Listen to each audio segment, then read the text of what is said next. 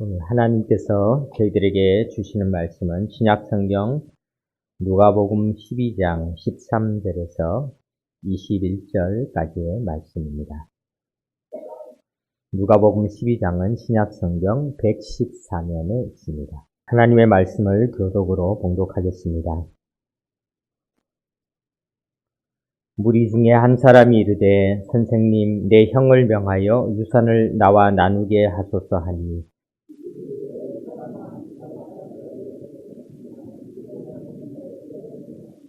그들에게 이르시되 삼가 모든 탐심을 물리치라.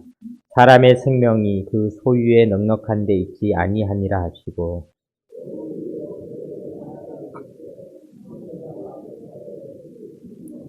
심중에 생각하여 이르되 내가 곡식 쌓아둘 곳이 없으니 어찌할까 하고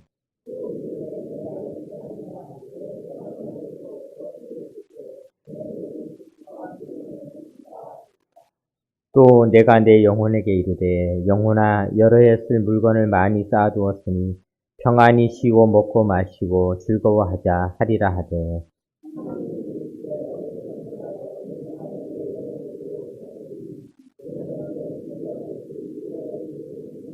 다같이 읽겠습니다. 자기를 위하여 재물을 쌓아두고 하나님께 대하여 부요하지 못한 자가 이와 같으니라.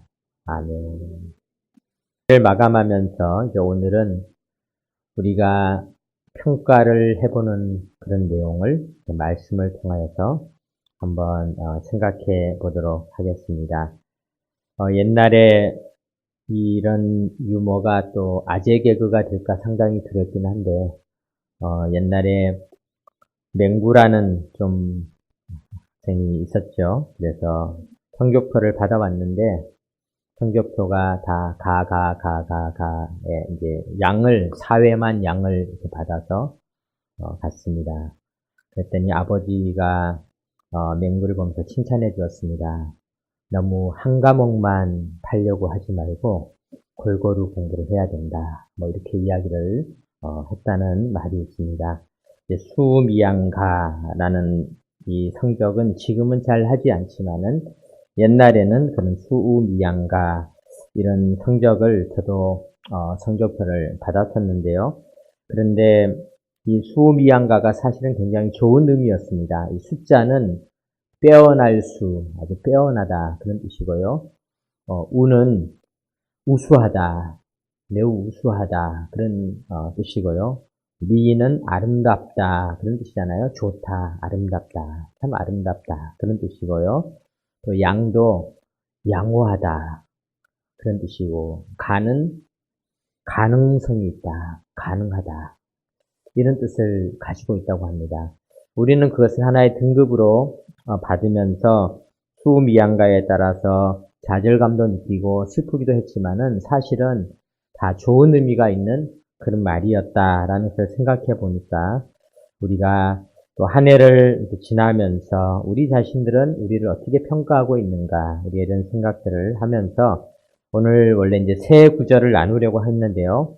본문을 우리가 읽기에 좀 많은 것 같아서 세 본문 중에 하나만 우리가 누가복음에 있는 말씀만 먼저 읽었는데 이후에 말씀을 살펴보면서 우리를 평가하는 내용들에 대해서 세 가지 본문을 살펴보도록 하겠습니다.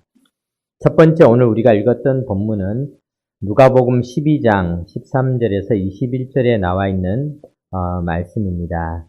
13절에 보니까 무리 중에 한 사람이 와서 선생님 내 형을 명하여 유산을 나와 나누게 하소서. 이 유산 나누는 문제에 대해서 예수님에게 말씀했습니다. 중요한 문제입니다. 지금도 이 유산 나누는 문제 때문에 장례식장에 가면 분위기가 싸한 그런 집도 있고요. 또 장례식을 마치고 뿔뿔이 흩어진 이후에 다시 모이지 않는 그런 집들도 있을 만큼 이 유산이라고 하는 것은 중요한 문제입니다. 예수님 당시도 마찬가지였죠. 왜냐하면 이 유산을 받게 되면은 이후에 재산 형성에 큰 도움을 받을 수도 있는 그런 문제였기 때문에 사람들은 이 유산에 대한 문제를 가지고 예수님에게 질문을 했습니다. 그랬더니 예수님께서 그 사람에게 오늘 이 비유의 말씀을 들려주셨습니다. 그 비유가 바로 이제 16절에 나와 있는 것이죠. 또 비유로 그들에게 말하여 이르시되, 즉 예수님께서 하신 이 비유는 유산 문제를 가지고 온 사람에게 주신 답이었는데요. 그 비유의 내용은 이렇습니다. 한 부자가 밭에 소출이 풍성하며 17절에 보니까 심중에 생각하여 이르되 내가 곡식 쌓아둘 곳이 없으니 어찌할까 하고, 참 부자의 고민, 얼마나 부러운 고민 아니겠습니까? 우리도 큰일 났다. 이 지갑이 작아서 돈을 더 이상 넣을 수가 없으니 어떻게 해야 할까? 이런 고민이 있다면 은행에 가서 이 동그라미가 너무 많아서 통장에 찍히지가 않는데 이거를 어떻게 해야 됩니까? 이런 고민을 할 수 있다면 얼마나 좋겠습니까? 우리도 이렇게 생각하는데 이 부자도 아마 심중에 생각해 보니까 참 이런 고민을 하고 난 다음 18절에 보니까 또 이르되 내가 이렇게 하리라. 내 곡간을 헐고 더 크게 짓고 내 모든 곡식과 물건을 거기 쌓아두리라. 어쩌면 우리가 여기서 아멘을 할 수도 있습니다. 와, 참 부럽다. 저렇게 살면은 좋겠다. 또 그런 사람들이 잘 산 사람인 것처럼 세상은 평가를 하고 있습니다. 그런데 예수님께서는 이런 평가는 잘못된 것이다. 19절에 말씀하고 있습니다. 또 내가 내 영혼에게 이르되 영혼아 여러 해 쓸 물건을 많이 쌓아두었으니 평안히 쉬고 먹고 마시고 즐거워하자 하리라 하되, 이렇게 부자가 생각하고 있을 때 예수님께서 20절 말씀 이렇게 말씀하고 있습니다. 하나님은 이르시되 어리석은 자여 오늘 밤에 내 영혼을 도로 찾으리니 그러면 내 준비한 것이 누구의 것이 되겠느냐 하셨으니, 자기를 위하여 재물을 쌓아두고 하나님께 대하여 부요하지 못한 자가 이와 같으니라. 우리가 이 말씀을 보니까 이 사람은 부요한 줄 알았는데요. 자기에 대해서는 부요한 줄 알았는데 알고 보니까 하나님께 대해서는 부요하지 못했다. 즉 이 사람의 창고는 지금 너무 넘쳐나서 창고를 새로 확장을 해야 되는데, 새로 지어야 되는데, 그런데 이 사람의 창고는 여기에 있지 않다는 것입니다. 우리나라가 선진국이 될 때 땀 흘려 일했던 많은 사람들의 이야기 중에 저 멀리 중동에 가서 건설 현장에서 땀 흘려 일했던 사람들이 있습니다. 오늘날은 우리나라의 외국 노동자들이 와서 땀 흘려서 일하고 있지 않습니까? 근데 옛날에는 우리 노동자들이 사우디에서 그 무더운 사막에서 땀을 흘리면서 돈을 벌었는데, 그들은 그 번 돈을 가지고 남들이 마시는 시원한 음료수도 사 먹고 싶은 마음도 간절했지만은 그 모든 돈을 한 푼이라도 아껴서 고향에 보내주었던 것이죠. 내 자식이 이 돈을 가지고 좋은 학교를 가고 공부를 하고 우리 가정을 살려야 되겠다. 그렇게 그들이 한국으로 돈을 쓰지 않고 보냈습니다. 왜냐하면은 그들에게는 그들이 정말 살아야 할 곳은 나는 중동에서 사는 것이 아니라 한국에서 살 사람이다라는 생각을 가지고 있었기 때문이죠. 내가 살 터전은 한국이다. 그래서 그들은 한국에 돈을 쌓으려고 했지 중동에다가 돈을 쌓으려고 하지 않았습니다. 그런데 이것은 예수님께서 말씀하신 것도 마찬가지입니다. 우리가 정말 돈을 쌓아야 될 곳이 어디인가? 우리가 이 땅에서 돈을 쌓으려고 할 때 하나님께서 어리석은 자여 내 영혼을 오늘 내가 도로 데려갈 텐데 그러면 그 돈이 누구의 것이 되겠느냐? 그 돈은 너희 집안의 분쟁의 불씨가 되고 그 돈 때문에 내 자녀들이 서로 피 터지게 싸우며 원수가 되고 그 돈 때문에 너희 가정에 너희 후손들에게 고통이 다가올 수도 있다. 그것을 즐거워할 필요가 없다. 정말 소중히 여겨야 할 것은 무엇에 부요한 것인가? 하나님에 대한 부요함이 필요하다. 이렇게 말씀하여 주셨던 것입니다. 마태복음 6장 19절에도 비슷한 말씀이 있습니다. 너희를 위하여 보물을 땅에 쌓아두지 말라. 거기는 좀과 동록이 해하며 도둑이 구멍을 뚫고 도둑질하느니라. 오직 너희를 위하여 보물을 하늘에 쌓아두라. 거기는 좀이나 동록이 해하지 못하며 도둑이 구멍을 뚫지도 못하고 도둑질도 못하느니라. 오늘 우리가 생각해 볼 수 있는 그런 말씀이라고 할 수가 있습니다. 사랑하는 성도 여러분, 한 해를 평가해 보면서 우리는 내 창고를 가지고 올해 내 창고는 어떤가, 내 지갑은 어떤가 이렇게 평가를 하는데요. 하나님의 평가는 전혀 그렇지 않다는 것입니다. 하나님께서는 너희들이 하늘의 보화, 즉 하나님을 위해서 어떻게 살았는가, 하나님이 기뻐하시는 일을 어떤 일을 했는가. 그래서 마태복음 25장에 보면은 양과 염소의 비유라는 비유가 나오는데 그때 오른쪽에 있던 사람들이 하나님으로부터 칭찬을 받았습니다. 하나님께서 말씀했습니다. 내가 줄일 때 너희가 먹을 것을 주었고 목마를 때 마시게 하였고 나그네 되었을 때 영접하였고 헐벗었을 때 옷을 입혔고 병들었을 때 돌보았고 옥에 갇혔을 때 와서 보았느니라. 그러니까 그들이 깜짝 놀라서 말했습니다. 아니요, 저는 그런 적 없습니다. 제가 언제 저 하나님을 직접 만나 뵙고 싶은 마음은 간절했지만은 하나님을 만나지도 못했고요. 그렇게 한 적이 없는 것 같은데요. 그랬더니 하나님께서 말씀하셨습니다. 40절에 보니까 임금이 대답하여 이르시되 내가 진실로 너희에게 이르노니 너희가 여기 내 형제 중에 지극히 작은 자 하나에게 한 것이 곧 내게 한 것이니라 하시고, 하나님께서는 그들이 베풀었던 가난한 자, 작은 자, 어려운 자에게 베풀었던 것들을 다 기억하시고 그것을 하늘에 쌓아두셨다. 그런 말씀입니다. 올 한 해 우리들을 평가해 보겠습니다. 우리는 어디에 쌓아두었을까? 무엇을 쌓아두었을까? 우리가 한번 생각하는 그런 시간이 되시기 바랍니다.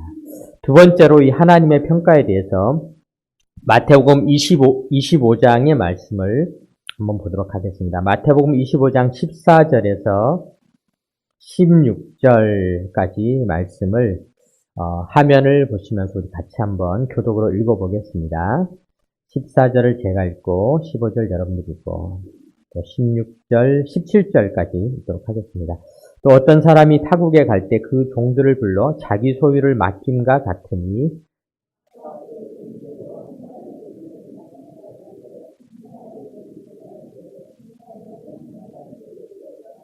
다섯 달란트 받은 자는 바로 가서 그것으로 장사하여 또 다섯 달란트를 남기고 두 달란트 받은 자도 그같이 하여 또 두 달란트를 남겼으되.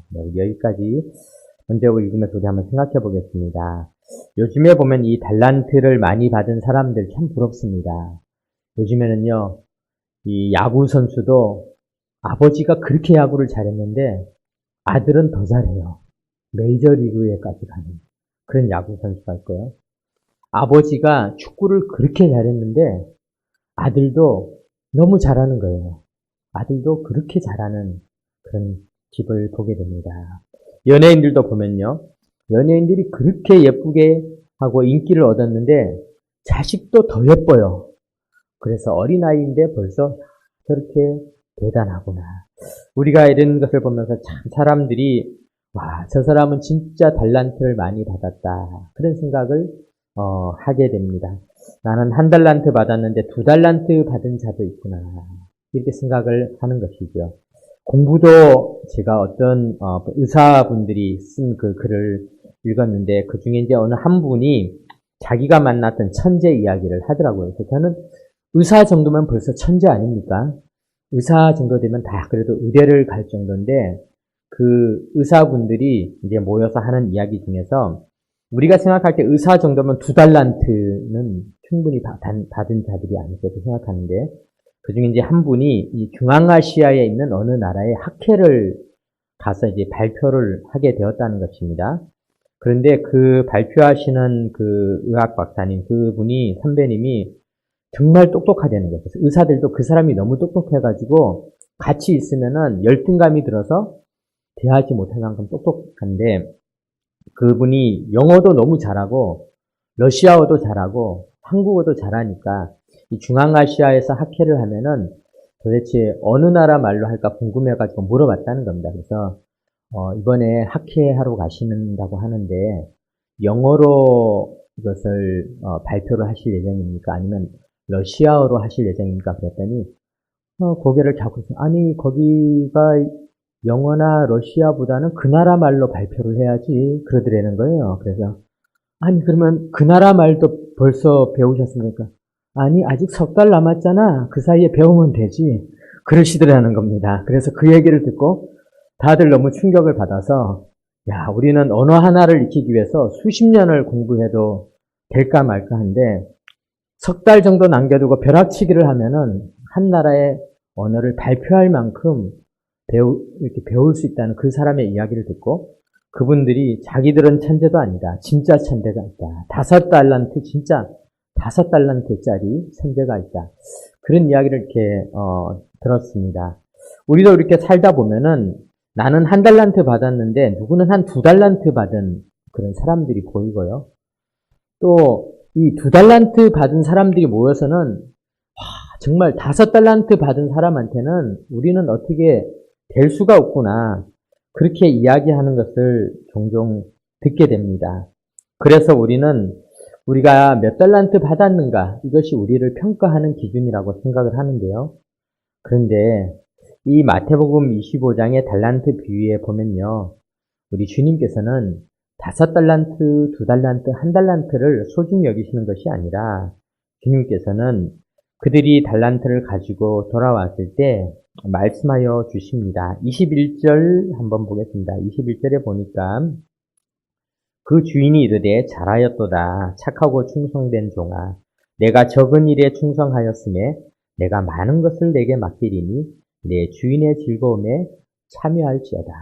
우리는 5달란트 받은 사람이 한 일 정도면은 야 대단하다. 내가 엄청난 일을 했구나. 그렇게 말씀할 줄 알았는데 내가 적은 일에 충성하였으니 2달란트 받았던 사람한테도 주님께서 똑같이 내가 적은 일에 충성하였으니 똑같은 말씀을 하고 있는 것을 보게 됩니다. 그러면서 주님께서는 내가 적은 일에 충성하였음에 충성이라는 말을 쓰고 있어요. 충성이라는 말을 이 성품을 연구하시는 분이 이렇게 정의를 내렸더라고요. 충성이란 어려울 때일수록 끝까지 헌신을 다하는 진실한 마음의 태도.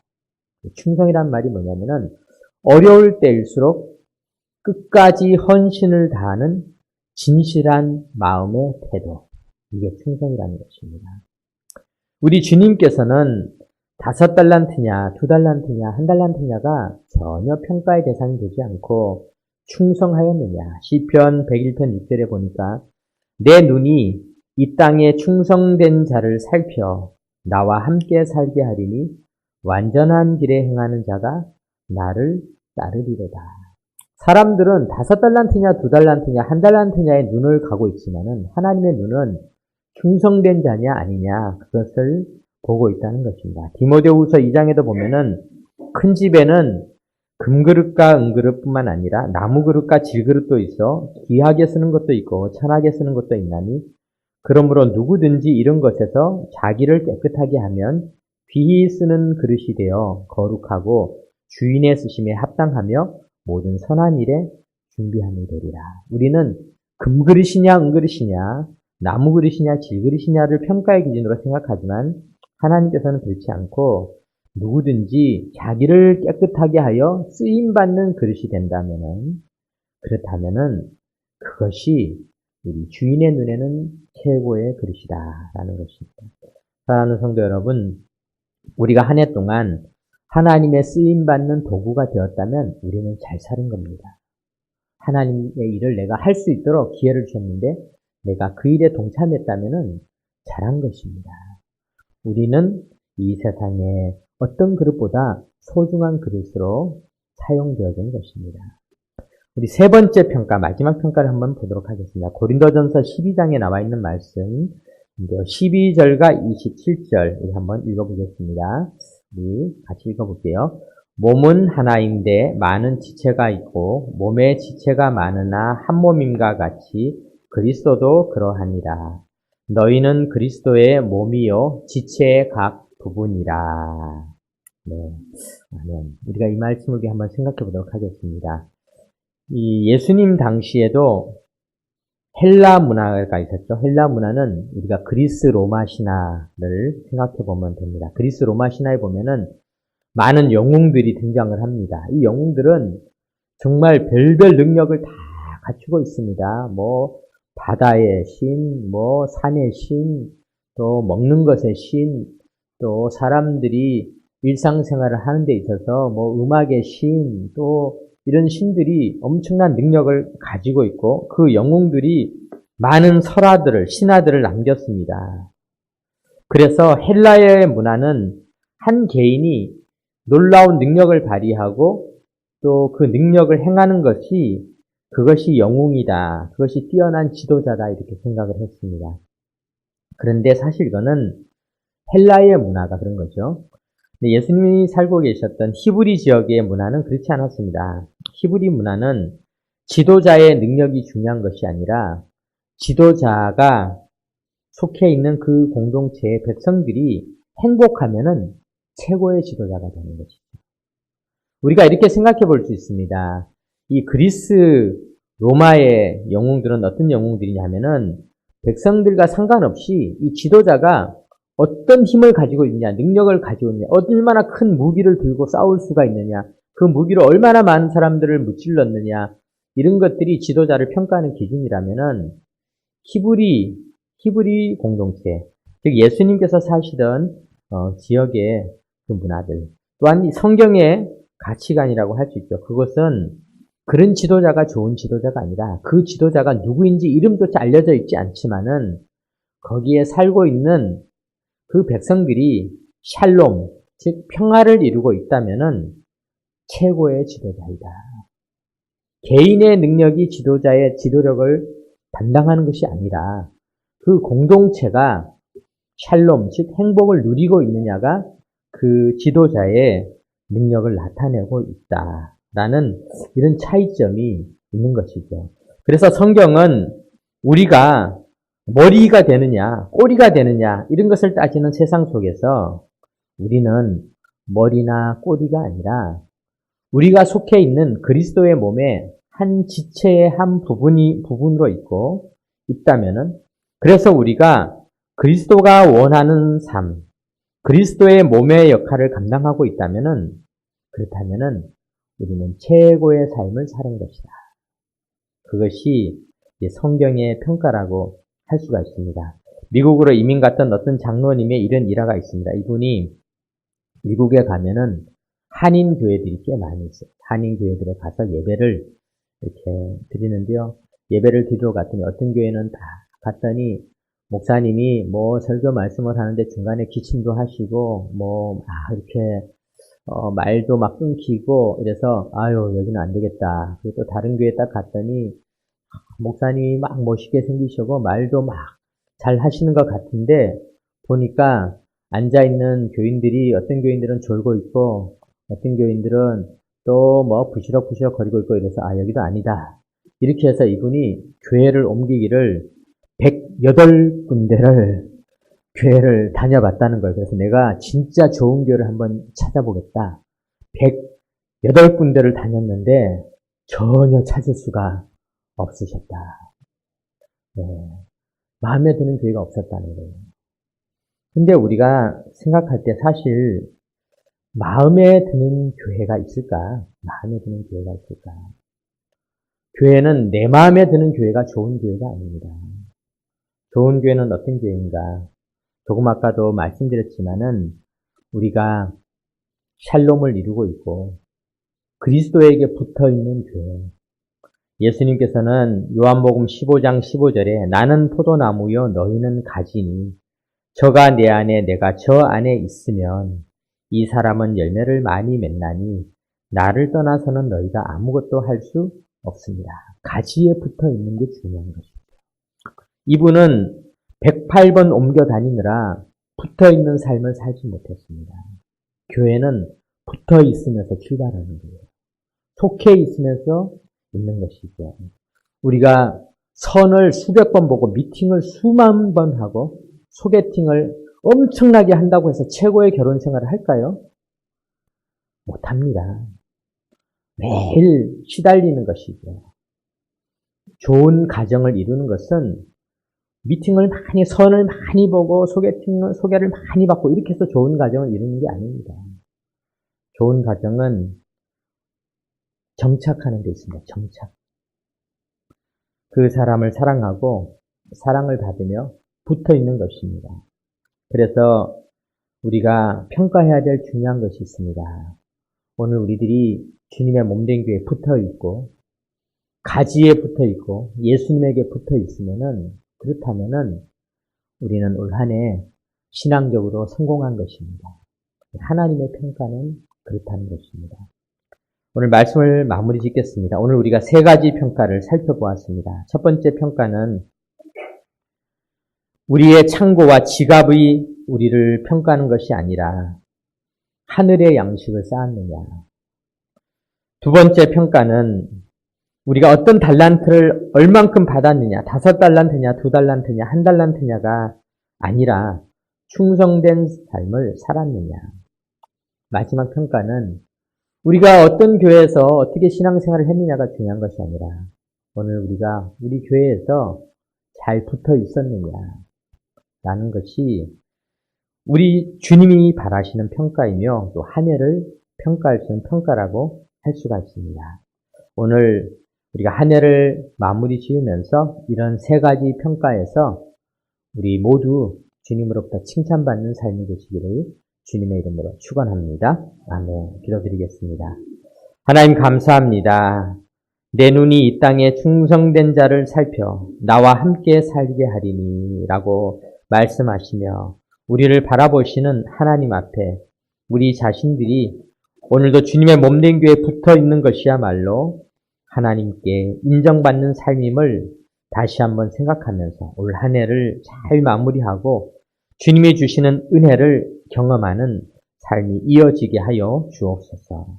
우리 주 예수 그리스도의 이름으로 기도드립니다. 아멘.